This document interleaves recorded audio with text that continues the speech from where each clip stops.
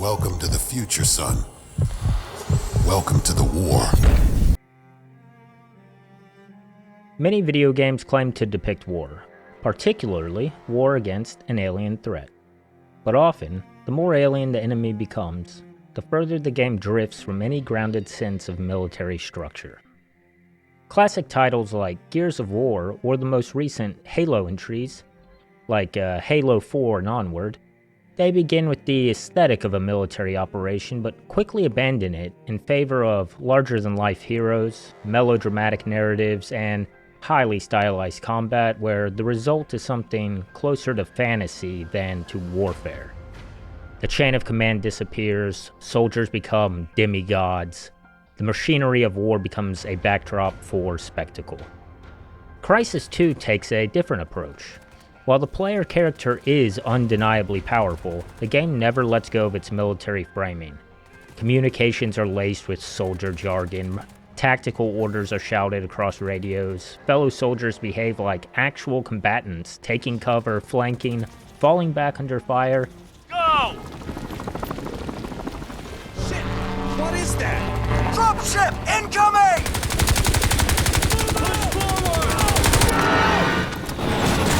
Take cover by the bus! Move! Move! Even the aliens, while visually exotic, fight in a way that feels more like organized resistance than cinematic monsters.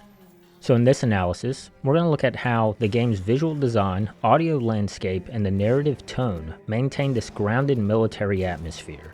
How Crysis 2 succeeds not by placing the player at the center of the universe, but by making them feel like one piece of a much larger war machine.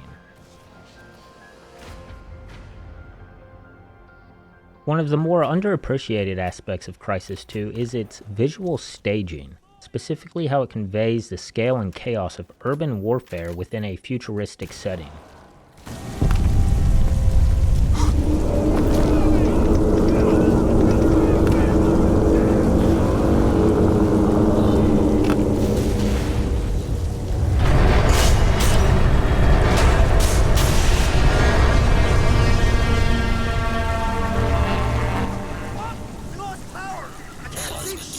Stand firm, Marines! We're almost there!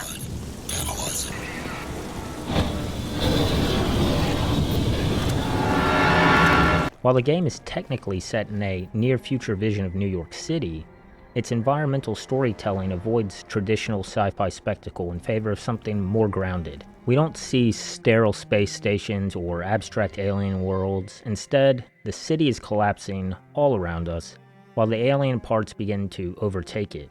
The city slowly becomes more and more alien, but not to the point where it's unrecognizable. Marines take cover behind scorched police barricades, sandbags and hastily abandoned medical tents are scattered across the cracked concrete. Helicopters skim rooftops overhead while jets streak the sky in the distance. None of this is framed as a cinematic set piece. It's persistent, ambient, it's always present in the periphery of the player's vision. There's always something going on that's related to war and fighting and battle. You get a lot of explosions and a lot of violence going on all the time.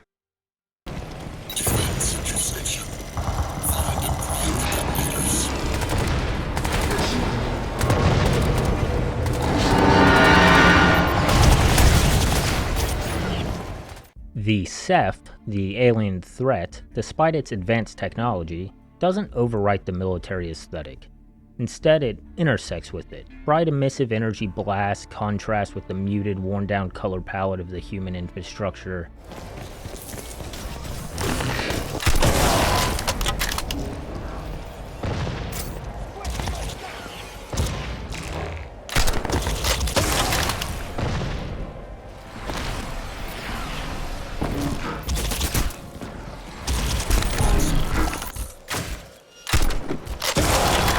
All of this contributes to a visual atmosphere that strikes a careful balance between empowerment and insignificance. The player is undeniably capable. Armed with advanced weaponry, tactical options, the nanosuit's enhancements, they are a walking killing machine. But this power exists within a broader context, a collapsing society, a losing battle, and a world already consumed by chaos.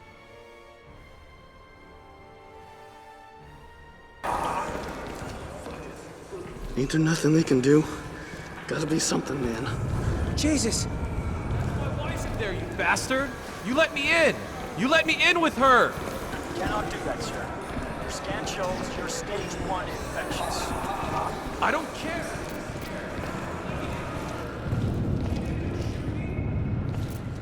Hold still, please. The sound design in Crysis 2 serves a similar function. It's not just a presentation of sound, it's part of the world. It builds the psychological space the player inhabits.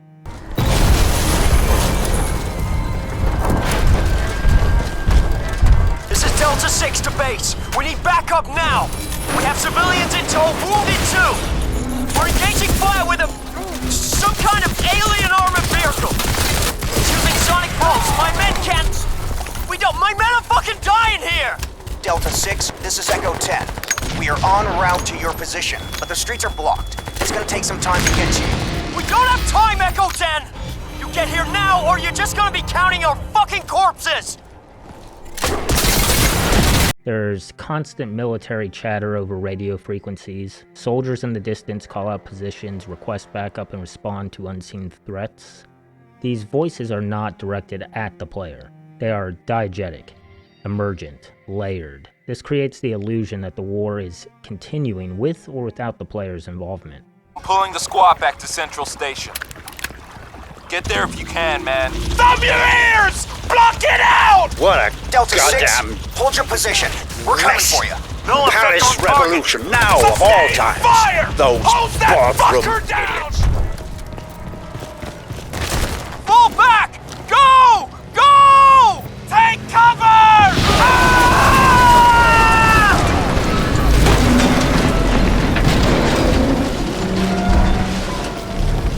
Unlike many first-person shooters where dialogue is delivered directly to the player character as if they are the central figure in the conflict, Crysis 2 uses ambient dialogue to push the player towards a more observational role. While you are a killing machine, You destroy her now!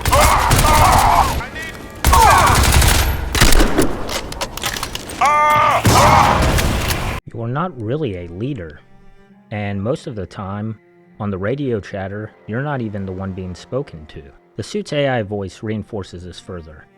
Cold, detached, and impersonal, it delivers status updates with mechanical indifference.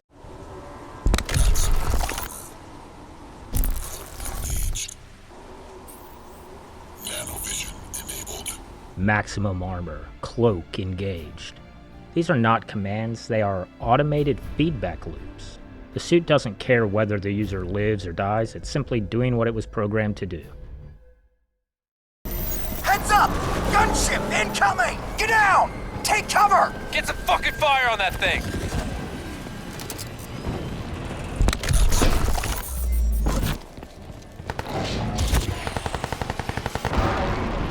Cover! Cover! Get out of the building! Oh, shit! Haul ass! Move!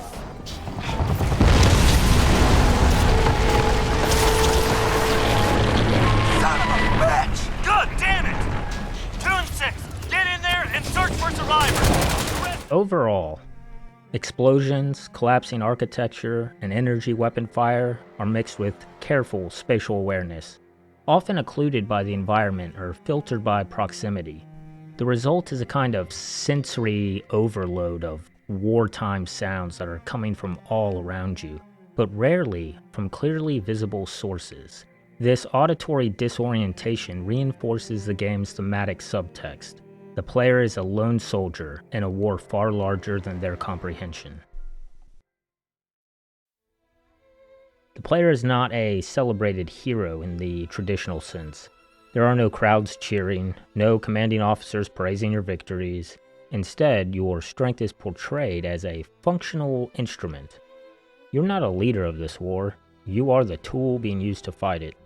The game reframes from the typical power fantasy by placing it in a world that neither fully welcomes nor acknowledges you. You are powerful, but you're also alone. Tops. Hey, suit guy! Over here! You the guy Chino was talking about? I don't know who or what the fuck you are, but I never seen anything like that. The narrative structure of Crysis 2 positions the player in a curious space, somewhere between protagonist and asset. While the plot follows a relatively linear path of escalating conflict, the story goes out of its way to dehumanize the player character. Stand down. Let him through.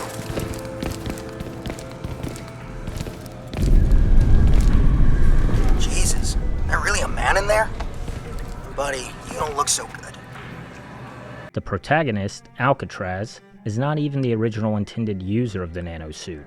He is a replacement, thrust into the role by circumstance rather than destiny. For much of the game, other characters refer to him not by name, but as the Suit, or Prophet, who Prophet was the identity of the soldier who wore it before Alcatraz.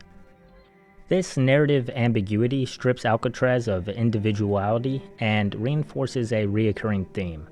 The soldier is secondary to the system. You've got to go back. You're our best hope. You twisted motherfucker! You knew the suits were symbiotic. You knew what they'd do to my men. You turned them into dead men walking. I turned them into post-human warriors. You're a soldier. Think of it as necessary sacrifice. You lied to us! Perhaps I was economical with the truth, yes. But what choice did I have? What choice do you have now?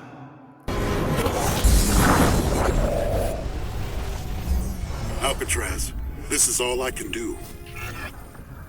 It's all I can do for any of us. I'm used up. I'm a dead man walking. I'm contaminated. But you can finish this thing. You have to. You have to.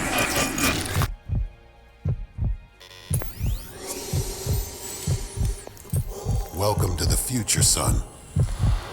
Welcome to the war. One last wish. It won't let me go that easily. Symbiosis. Gotta break the link. I gave you the suit. Gave you my life. Promise me. You are all I can do. They used to call me Prophet. Remember me. And as a video game, this whole setup works really great in getting the player to fill in the role. The suit is the character, and the player is the one in the suit controlling it. The player's importance, then, is not based on personal merit, but on function. The suit is valuable, the mission is critical, the man inside, he's interchangeable. This portrayal aligns with the broader military-industrial tone of the game, where human life is subordinate to technology and tactical necessity.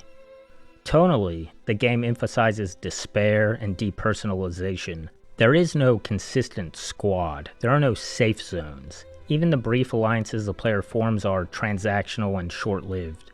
What moments of exposition the game offers are often delivered via radio, further distancing the player from human interaction. The world is falling apart, and the only expectation placed on the player is to continue forward with the mission. What emerges is a hybrid tone, a power fantasy stripped of celebration. The player has the means to dominate the battlefield, but that domination is presented as duty, not glory. The suit amplifies your strength, but it also confines you to a role. You are less a savior and more of a weapon in search of a target. In any other medium, like movies or shows or whatever, this kind of storytelling might fall flat. You know, you have a silent protagonist, a depersonalized role, a narrative that sidelines its central figure. In any other form of art, this would be seen as limitations. I mean, a character without a voice or name would be considered very incomplete. But in games, it becomes something else entirely. It becomes a mirror. Crysis 2 doesn't ask you to become a hero, it asks you to become a function. The suit doesn't care who you are, the mission doesn't ask for your opinion, the game never even confirms whether the person inside is still fully human or just the remnant of one. And yet, because you're the one holding the controller, you're complicit in all of it. You follow orders, you engage threats, you become efficient, you become silent. The genius of Crysis 2 is that it makes you question whether the silence was ever yours to begin with. As I mentioned earlier, the player isn't just observing the story, they are occupying it. The game doesn't just thrust the character into the suit, it places you in the suit. I gave you the suit. Gave you my life. Promise me. The nanosuit, often marketed as a symbol of superhuman potential, is recontextualized here as a kind of armorized coffin. It speaks for the player, it limits their interactions with others, and renders them both invaluable and utterly replaceable. In this way, Crysis 2 is less about saving the world and more about surviving it, less about becoming the hero and more about fulfilling a role that was never really meant to be yours. And perhaps that's what makes its depiction of futuristic warfare so effective. It doesn't ask the player to win, it only asks them to endure. This has been David with Consternation Evolved. Thanks for watching. Kill him if you have to, but don't damage the nano gear. Headshots only. Nice try, Tin Man. Now say goodnight.